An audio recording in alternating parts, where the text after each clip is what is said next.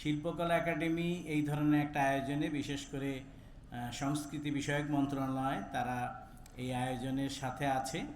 এই জন্য আমরা তাদের প্রতিও কৃতজ্ঞতা প্রকাশ করছি। মুক্তিযুদ্ধের সবচেয়ে বড় অর্জন যেটা সাহিত্য সংস্কৃতি কেন্দ্রে, সাহিত্য সংস্কৃতি ময়দানে ছিল, সেটি হচ্ছে নাটক। আপনারা জানেন, এবং নাটকের মূল শক্তি ছিল তারুণ্য। যদিও সেই তরুণ যখন প্রবীণ হয়ে গেছে, তখন তারা মুক্তিযুদ্ধের যে মূল মেসেজ সেখান থেকে সরে এসেছে।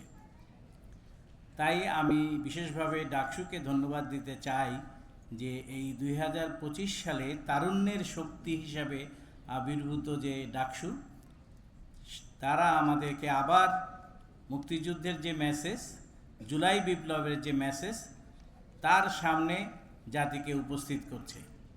এবং আমরা বিশ্বাস করি যে এই শক্তি আমাদেরকে কখনোই মুক্তিযুদ্ধকে ভুলে যেতে দিবে না এবং জুলাই বিপ্লবকে ভুলে দিতে দেবে না।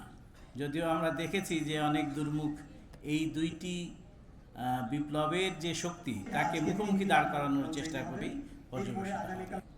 আমরা এই ধরনের উদ্যোগে সবভাবে সহায়তা করতে চাই এবং এই শক্তিকে, যারা এই তরুণ, এবং আপনারা দেখবেন যে পারফর্মাররা বয়সে অনেক তরুণ, তাদেরকে সবভাবে সাহায্য করা দরকার, উৎসাহ দিয়ে, আনন্দ দিয়ে, পাশাপাশি অন্যান্য যে সমস্ত টেকনিক্যাল সাপোর্ট লাগবে সেগুলো আপনারা দিবেন। আর সবচেয়ে বড়, নাটকের সবচেয়ে বড় শক্তি হচ্ছে, কারণ আমরা কিছু মেসেজ আমাদের জাতির সামনে তুলে ধরতে চাচ্ছি।